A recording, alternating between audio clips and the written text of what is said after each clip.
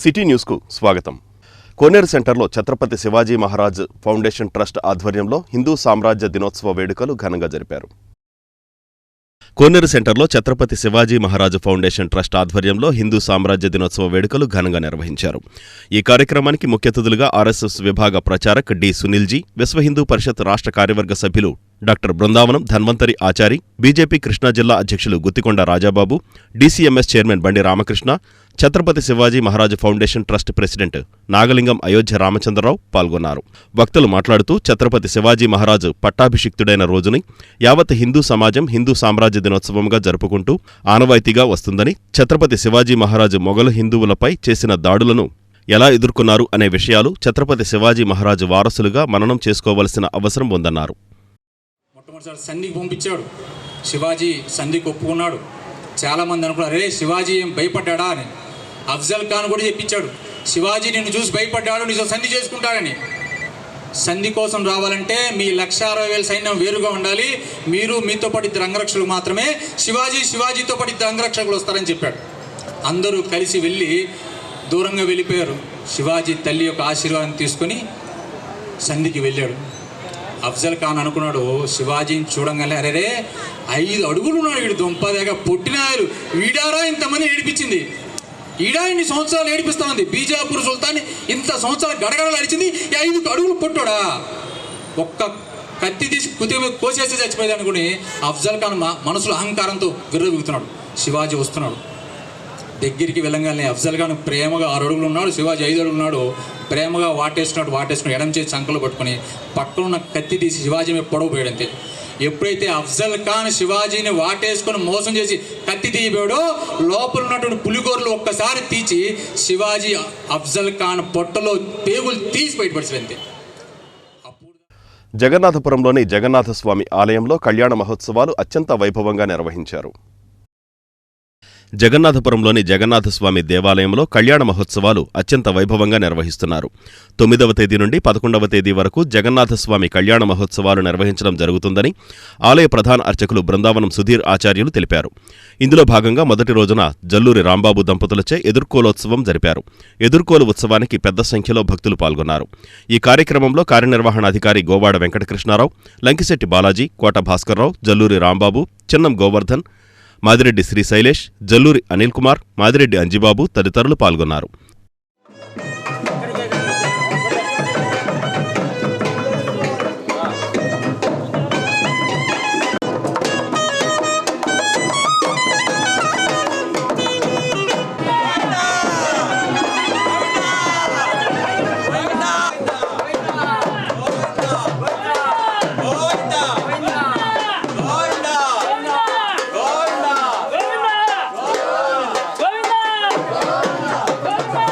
సుభద్ర బలభద్ర స్వామి వారి యొక్క బలరామచంద్ర స్వామి వారి యొక్క సహితమైనటువంటి జగన్నాథ స్వామి వారి యొక్క కళ్యాణ మహోత్సవాలు త్రయాణిక దీక్ష కృతయుతముగా వైఘాన సాగమోక్త ప్రకారముగా నేటి నుండి ప్రారంభమయ్యాయి. ఆదో పూజ్యో గణాధిప అని చెప్పేసి మొట్టమొదటిగా విశ్వక్షీణారాధన పుణ్యవాచన మొదలుగానటువంటి కార్యక్రమములు, పుష్పాంగురారోపణ, వాస్తుపూజ, వాస్తుహోమము మొదలుగానటువంటి ప్రధానమైన హోమ కార్యక్రమాలన్నీ కూడా ఉదయం కార్యక్రమాలు పరిపూర్ణమయ్యాయి. సాయంకాలం గరుడాంగ హోమములు, అంగహోమములు, బేరీ హోమములు, ప్రధాన హోమములు యావత్తు కూడా పరిపూర్ణమైన తర్వాత ధ్వజ అగ్రమనందు గరుడ ప్రతిష్టను చేసి మహాశాంతి హోమం కార్యక్రమాలు కూడా రేపు ఉదయం జరుగుతాయి. అనంతరము రేపు సాయంకాలం జరిగేటువంటి కళ్యాణ మహోత్సవంలో భాగంగా రేపు సాయంకాలం నిత్యహోమము, అలాగే బలిహారణ మొదలుగా జరిగినటువంటి కార్యక్రమాలు జరిగిన తర్వాత మన జగన్నాథపురంలో వేంచేసి ఉన్న శ్రీ జగన్నాథ స్వామివారి దేవాలయంలో 9/6/2025 నుండి 11/6/2025 వరకు కూడా శ్రీ జగన్నాథ స్వామివారి కళ్యాణ మహోత్సవంలో బ్రహ్మశ్రీ శ్రీనివాస లక్ష్మీనారాయణ పార్థసారథి ఆచార్యులు మరియు బృందావనం దేవాలయ అర్చకులు బృందావనం సుధీర్ ఆచార్యులచే శ్రీ జగన్నాథ స్వామివారి కళ్యాణ మహోత్సవం నిర్వహించడం జరుగుతుంది. దాంట్లో భాగంగానే ఈరోజు జల్లూరి రాంబాబు గారు, సావిత్రి గారి దంపతులచే ఎదుర్కోల మహోత్సవ కార్యక్రమం కూడా నిర్వహించడం జరుగుతుంది. రేపు మంగళవారం సాయంత్రం 7 గంటలకు జరిగే కళ్యాణ మహోత్సవంలో భక్తులందరూ కూడా పాల్గొని ఆ జగన్నాథ స్వామి వారి కృపకి పాత్రలు కావాల్సింది చెప్పి కోరుకుంటూ జై. అమరావతి రాజధాని మహిళలను కించపరిచిన వారిని కఠినంగా శిక్షించాలని పెడనపట్టణ టీడీపీ నాయకులు డిమాండ్ చేశారు. అమరావతి రాజధాని మహిళలను కించపరిచిన వారిని కఠినంగా శిక్షించాలని పెడనపట్టణ టీడీపీ నాయకులు డిమాండ్ చేశారు. పెడనపట్టణంలోని మహాత్మాగాంధీ విగ్రహం వద్ద నిరసన తెలిపిన పట్టణ టీడీపీ నాయకులు మాట్లాడుతూ కూటమి ప్రభుత్వం చేస్తున్న అభివృద్ధిని చూసి వైసీపీ ఓర్వలేక లేనిపోని అరాచకాలు సృష్టిస్తోందన్నారు. రాబోయే రోజుల్లో దేశంలోనే ఆంధ్ర రాష్ట్రం ఉన్నత స్థాయిలో నిలుస్తుందని వారు పేర్కొన్నారు. కించపరిచిన వారిని శిక్షించడమే కాక సాక్షి యాజమాన్యం బేషరతుగా క్షమాపణ చెప్పాలని వారు డిమాండ్ చేశారు. తొలుత మహాత్మాగాంధీ విగ్రహానికి పూలమాలలు వేసి నివాళులర్పించారు.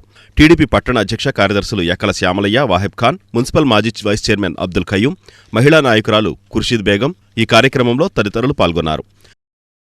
అమరావతిని నాశనం చేసినటువంటి జగన్మోహన్ రెడ్డి ఇంకా నువ్వు నీ మనసు మార్చుకోవాలి. అమరావతి నెంబర్ 1గా దూసుకెళ్తూ ఉంటే దేశ ప్రధాని వచ్చి మళ్ళీ శంకుస్థాపన చేసి ఇప్పటికే సుమారుగా 30 కంపెనీలకి టెండర్లు పిలిస్తే ఈరోజు స్టార్ట్ అయ్యే పనుల మీద మీ ఏడుపు మొదలైంది. ఒకటి మాట్లాడతాడు జర్నలిస్ట్ కంపెనీ లేడీస్ మీద మాట్లాడటానికి. అమరావతి చేసి లేడీసు ఈ ఆంధ్ర రాష్ట్రం అంతా తిరిగి సాధించారు. అమరావతి అనేది ఒక మంచి రాజధాని. 35 ఎకరాలు ఇచ్చినటువంటి మహిళలు అందరికాడ తీసుకెళ్ళి ఎవడన్నా ఒక రూపాయి తీసుకోకుండా స్వచ్ఛందంగా ఇచ్చి మీరు ఎప్పుడు ఇస్తారో ఇవ్వండి అని బాబు గారికి త్యాగం చేసినటువంటి అమరావతి మహిళల్ని కించపడితే మీకు నేను అరెస్ట్ చేశారు.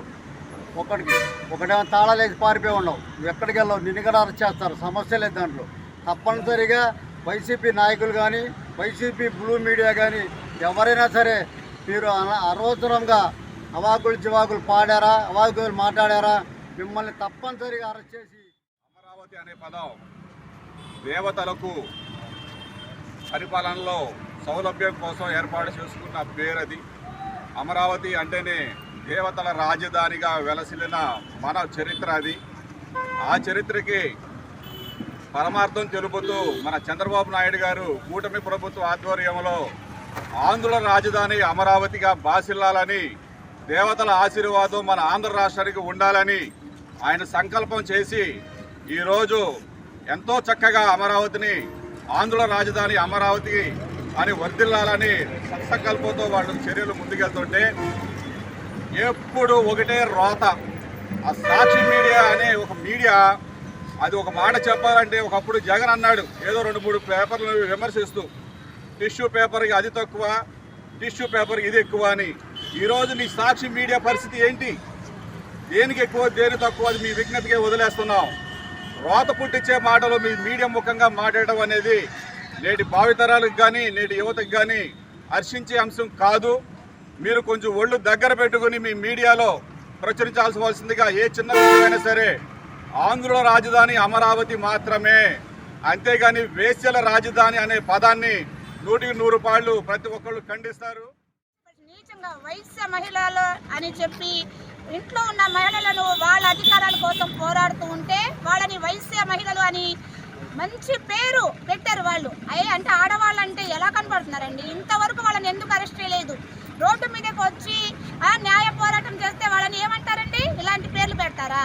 అంటే ఎప్పుడో గాంధీ గారు ఆడవాళ్ళు బయటకు వస్తేనే స్వతంత్రం వచ్చిందన్నారు. మనకి ఇంకా స్వతంత్రం వచ్చినట్టేనండి. ఏంటి ఇంతవరకు మన గవర్నమెంట్లో ఎప్పుడు ఆడవాళ్ళని కించపరిచిన మాటలు కానీ అధికారంలో ఉన్నప్పటికీ కూడా మనం ఎప్పుడు ఏనాడు కూడా ఆడవాళ్ళ గురించి కించపరిచిన మాటలు మాట్లాడలేదు. ఒకనాడు అసెంబ్లీలో మన గౌరవనీయులైన నారా చంద్రబాబు నాయుడు గారి సతీమణిని అవమానపరిచినందుకే ఇప్పుడు వాళ్ళు అనుభవిస్తున్నారు. ఇప్పుడు మహిళలు ఏ విధంగా ఎలాంటి అవమానాలు పడుతున్నారో తెలిసి కూడా అవమానించిన వాళ్ళు ఎలాంటి పరిస్థితుల్లో ఉన్నారో, ఎలాంటి శిక్షలు అనుభవిస్తున్నారో తెలిసి కూడా మళ్ళీ అదే రిపీట్ చేసి మహిళలను కించపరిచిన వాళ్ళని వెంటనే అరెస్ట్ చేయాలి. అరెస్ట్ చేయని పక్షంలో సాక్షి ఆఫీసులకు వెళ్ళి మొత్తం ధ్వంసం చేస్తామని మేము రాష్ట్రంలో మహిళలపై జరుగుతున్న అఘాయిత్యాల పట్ల వైసీపీ మహిళా విభాగం నిరసన వ్యక్తం చేసింది. రాష్ట్రంలో మహిళలపై జరుగుతున్న అఘాయిత్యాల పట్ల వైసీపీ మహిళా విభాగం నిరసన వ్యక్తం చేసింది. కూటమి ప్రభుత్వం వచ్చి ఏడాదైనా మహిళలు, చిన్నారులపై అఘాయిత్యాలు కొనసాగుతున్నాయని వైసీపీ మహిళా విభాగం నేతలు ఆందోళన వ్యక్తం చేశారు. రాష్ట్రంలో మహిళలపై జరుగుతున్న అరాచకాలను ఖండిస్తూ లక్ష్మీ టాకీస్ సెంటర్ వద్ద వైసీపీ మహిళా విభాగం ఆధ్వర్యంలో నిరసన వ్యక్తం చేసి అనంతరం అంబేద్కర్ విగ్రహానికి వారు వినతిపత్రం సమర్పించారు. ఈ సందర్భంగా వక్తలు మాట్లాడుతూ రాష్ట్రంలో అసలు పోలీసు వ్యవస్థ పనిచేస్తోందా అని ప్రశ్నించారు. రాష్ట్రంలో జరుగుతున్న అఘాయిత్యాలను నియంత్రించేందుకు కనీసం సమీక్ష కూడా జరిపిన దాఖలాలు లేవన్నారు. రాజకీయ కక్షలు, అక్రమ కేసులు, అక్రమంగా జైలుకు పంపడం ఇదే కూటమి ప్రభుత్వ లక్ష్యంగా ఉందని వారు విమర్శించారు.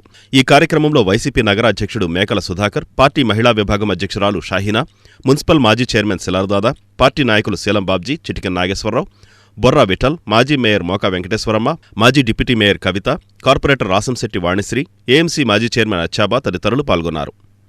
మన జగన్మోహన్ రెడ్డి గారి యొక్క ఆదేశాల మేరకు మహిళలపై జరుగుతున్న అత్యాచారాల మీద ఈరోజు అంబేద్కర్ గారికి వినతి పత్రం ఇవ్వడానికి వచ్చాం. అసలు ఈరోజు ప్రభుత్వం ఏం చేస్తుందో మోసాలతోటి రాజకీయంలోకి వచ్చిన ఈ కూటమి ప్రభుత్వం ఆడవారినే ధ్యేయంగా చేసుకుని ఆడవారిని ఇబ్బంది పెట్టడమే కాకుండా మహిళలపై వచ్చే యొక్క వారికి అన్యాయాలు జరుగుతున్నదని చెప్పి ఇదివరకు దిశ యాప్లో కూడా కంప్లైంట్లు ఇవ్వడం జరిగేది. కానీ ప్రభుత్వం వచ్చిన తర్వాత దిశ యాప్ని నిర్వీర్యం చేయటమే కాకుండా మహిళలపై జరుగుతున్న అత్యాచారాలను చూస్తూ కూడా వారికి ఏ న్యాయం చేయకుండా వారిని పట్టించుకోకుండా వీరికి వారి మనిషి యొక్క విలువను కూడా తీసేస్తూ వారికి జరిగిన అన్యాయాల కోసం వచ్చి కంప్లైంట్లు ఇస్తుంటే ఇది వారి మీదే మళ్ళీ వ్యతిరేకంగా మాట్లాడే పోలీస్ వ్యవస్థను చూస్తున్నాము. ఈరోజు ప్రతి ఒక్క మహిళలకు కూడా న్యాయం జరిగేది అనేది లేదు. ఏమంటే అబద్ధాలు చెప్పుకుని ఈ ప్రభుత్వం వచ్చి వారికి ఇచ్చే పథకాలు ఇవ్వకుండా వారి యొక్క జీవితాన్ని కూడా ఎటు కానీ జీవితంగా తయారు చేయడం చూస్తున్నాము. ఈరోజు పిల్లలపై కూడా వారి యొక్క భవిత మీద కూడా వారికి ఎలాంటి అధికారాలు లేకుండా ఈరోజు పిల్లల మీద చూస్తున్న అత్యాచారాలు, అలాగే పెద్దలపై చూస్తున్నాము, వృద్ధులపై చూస్తున్నాము. అలాగే ఈరోజు ప్రేమించానని చెప్పి ఆ అమ్మాయిని ఇబ్బంది పెడుతుంటే ఆ ఇబ్బందిని కూడా చూసి ఆ అమ్మాయి చెప్తే వాడు జైలుకి వెళ్ళొచ్చి కూడా ఆ అమ్మాయిని నరికేసి ఏ పాటు కాపాట్లు తీసేయడం కూడా చూస్తున్నాం.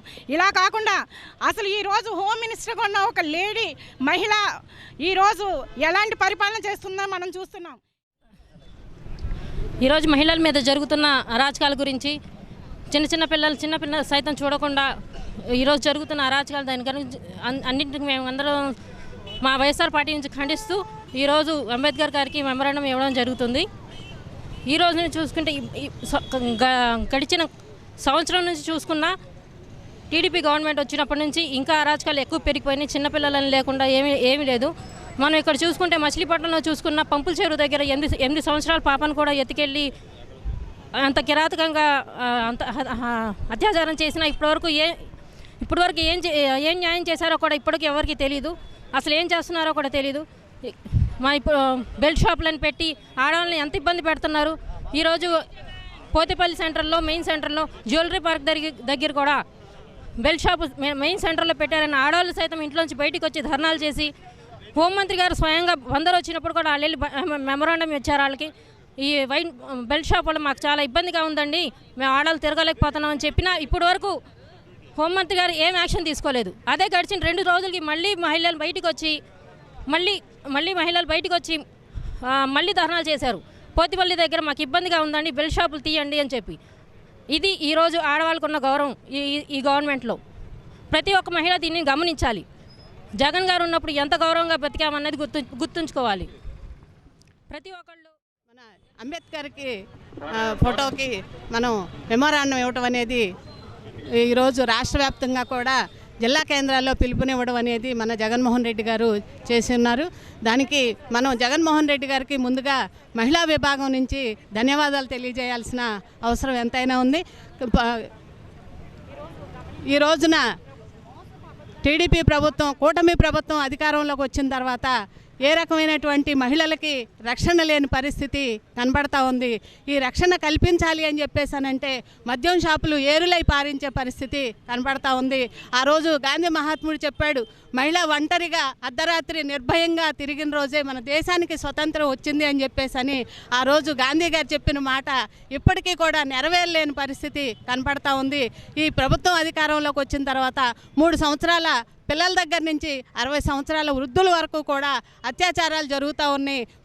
విద్యార్థులు కనిపించట్లేదు అని చెప్పేసి అని ప్రభుత్వానికి అదే రకంగా పోలీసులకు కూడా మేము వెళ్ళి అర్జీలు ఇచ్చినా కానీ వాళ్ళు పట్టించుకోలేని పరిస్థితి కనపడతా ఉంది. నా ముందు మాట్లాడిన మహిళ చెప్పారు, హోమ్ మినిస్టరు అధికారం వచ్చిన తర్వాత ఆమెని హోమ్ మినిస్టర్గా చేసిన తర్వాత విచ్చలవిడిగా ఆవిడ జగన్మోహన్ రెడ్డి గారిని తిట్టడంలో ముందుంటున్నారు తప్పితే ఈ రకంగా ఏ రకంగా మహిళలకి న్యాయం చేయాలి అనే ఉద్దేశం. శ్రీ రామలింగేశ్వర స్వామివారి దేవాలయంలో కళ్యాణ మహోత్సవాలు వైభవంగా కొనసాగుతున్నాయి. శ్రీ రామలింగేశ్వర స్వామి ఆలయంలో కళ్యాణ బ్రహ్మోత్సవాలు వైభవంగా కొనసాగుతున్నాయి. రామలింగేశ్వర స్వామి ఆలయంలో కళ్యాణ బ్రహ్మోత్సవాల్లో భాగంగా సోమవారం రాత్రి ఆలయ అర్చకుడు ఘంటసాల భాస్కర శర్మ మరియు వేద పండితుల ఆధ్వర్యంలో శ్రీ పర్వతవర్ధిని శ్రీ రాజరాజేశ్వరి సమేత రామలింగేశ్వర స్వామి దివ్య కళ్యాణం అంగరంగ వైభవంగా నిర్వహించారు. ఉత్సవాల సందర్భంగా నిర్వహించిన సాంస్కృతిక కార్యక్రమాలు అందరినీ అలరించాయి. పెద్ద సంఖ్యలో భక్తులు ఈ కార్యక్రమంలో పాల్గొన్నారు. ఆలయ కార్యనిర్వహణాధికారి సుబ్బారెడ్డి కార్యక్రమాలు పర్యవేక్షించారు.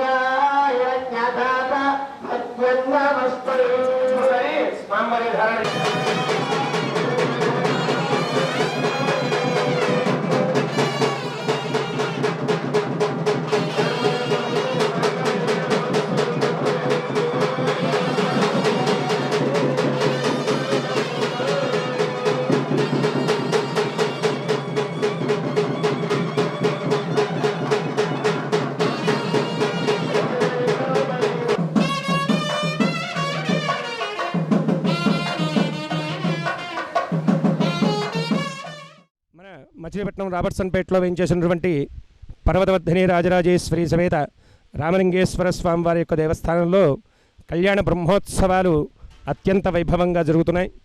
ఈ రోజున స్వామివారి కళ్యాణ మహోత్సవం జరుగుతోంది.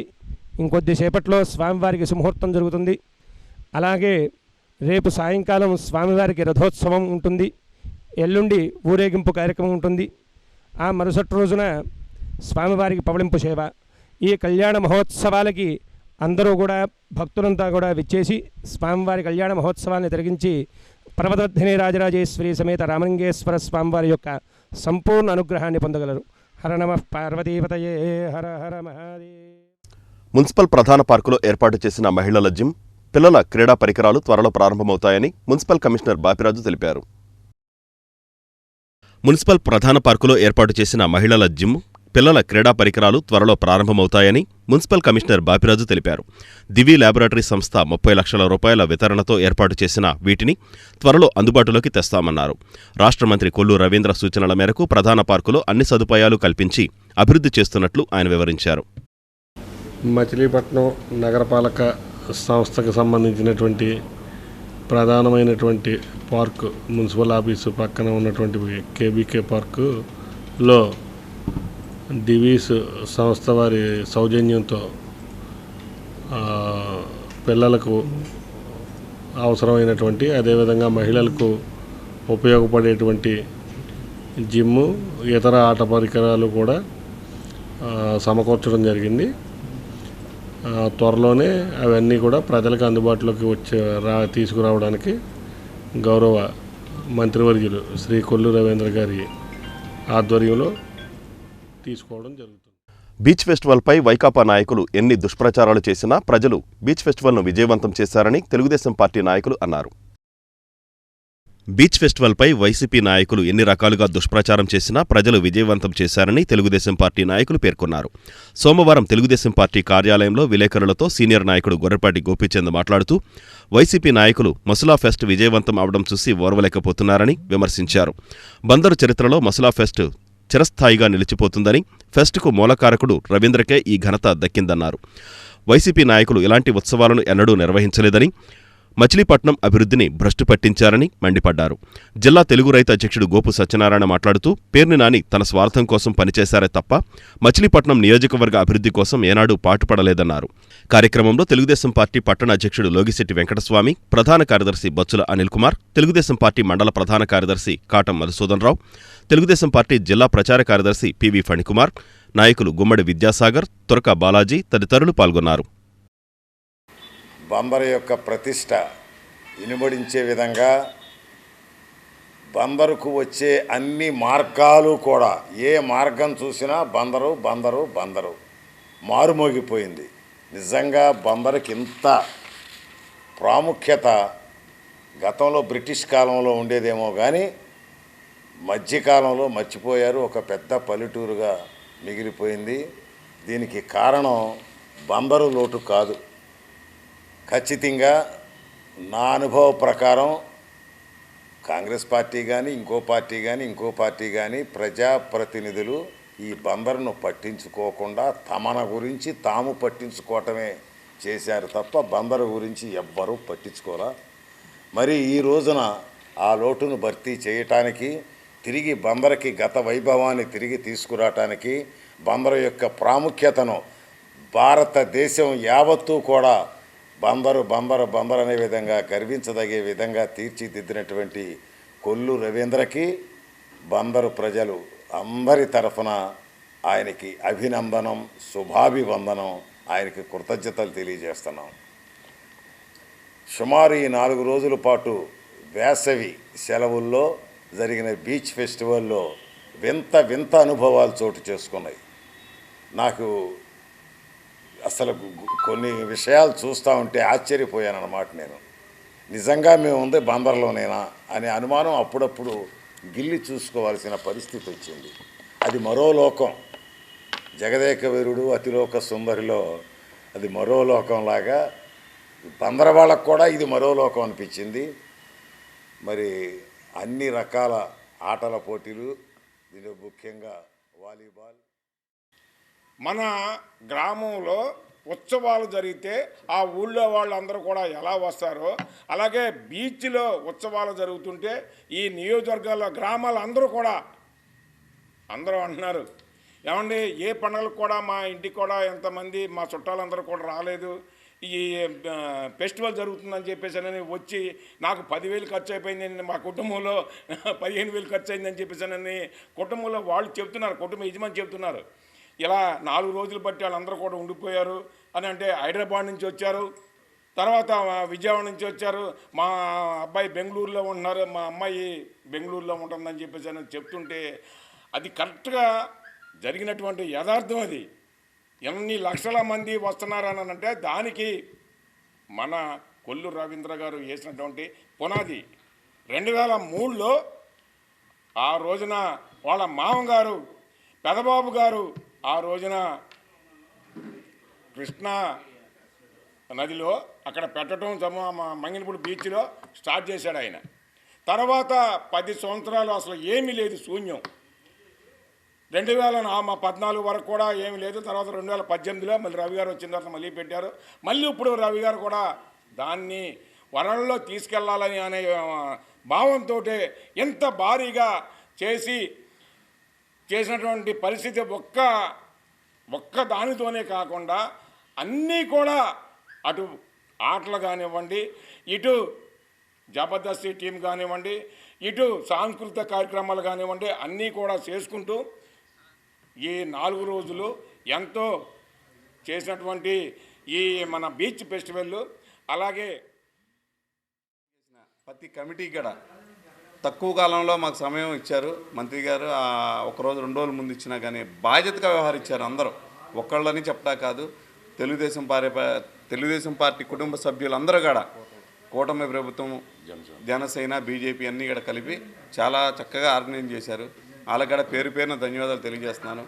అలాగే ఇవాళ శానిటేషన్ వర్కర్లకి మరి ముఖ్యంగా చాలా కృతజ్ఞతలు తెలియజేస్తున్నాం. ఎందుకంటే మనం తిని పడేసిన పదార్థాలు కూడా ఈరోజు నేను అయిపోయింది ఆదివారం, సోమవారం నాడు కూడా దగ్గరుండి మా కమిటీ సభ్యులు కానీ అందరు కూడా దగ్గరుండి పాత బీచ్ ఎలా ఉందో నీట్గా అలాగే చేయాలని ఒక సంకల్పంతో శానిటేషన్ వర్కర్లు కూడా పేరున ధన్యవాదాలు. పోలీస్ డిపార్ట్మెంట్కి దాదాపుగా నిన్న రాత్రి 11-12 వస్తుంది. చొక్కా కానీ ఫ్యాన్ మొత్తం తడిచిపోయి ఉంది, ముద్దయిపోయి ఉంది. అయినా కానీ ఎక్కడా కూడా నీరసపడకుండా ప్రతి ఒక్కడ కూడా బాధ్యత వహించారు. వాళ్ళందరికీ పేరు పేరున ధన్యవాదాలు తెలియజేస్తున్నాను. మన మచిలీపట్నంలో మన భారతదేశంలో బీచ్ ఒడ్డున అతిపెద్ద జాతీయ జెండా నిర్మించినందుకు కొల్లు రవీంద్ర గారికి, అలాగే ఎంపీ మన బాలశౌరి గారికి, మన కొనకళ్ళ నారాయణరావు గారికి, అలాగే వివిధ పెద్దల్లో ఉన్న నాయకులందరికీ కూడా గురుపాటి గోపిచంద్ గారు కానీ, అంటే పరిరక్షించి ఇలా ఉండాలి, మనకి ఈ రకంగా ఉంటేనే దాని లుక్ వస్తుందని చెప్పి 1-2 సార్లు ఆలోచించి మంచి కార్యక్రమం చేపట్టారు. అలాగే బీచ్ కబడ్డీ దాదాపు 23 రాష్ట్రాల నుంచి మనకు వచ్చారు. 23 రాష్ట్రాల నుంచి కూడా అసలు మేము ఉన్నంతసేపు ఎక్కువ కూడా బీచ్ కబడ్డీ దగ్గరే ఉన్నాం. అక్కడ గడిపిన కాసేపు కూడా కుర్రవాళ్ళకి అక్కడ తగిలిన దెబ్బలు, బ్లడ్ కానీ మాకే చాలా బాధ అనిపించింది. అయినా కానీ ఎక్కడ నేర్చుకోకుండా మన కృష్ణా జిల్లా రావడం చాలా సంతోషంగా ఉంది. మేము అప్పటికప్పుడు మన బందర్ స్పెషల్ తాతారావు గారి స్పీడ్ తెప్పించి వాళ్ళందరికీ శాల్వాలు వేసి మన ఆంధ్రప్రదేశ్ తరఫున. ఈ వార్తలు ఇంతటితో సమాప్తం. నమస్కారం.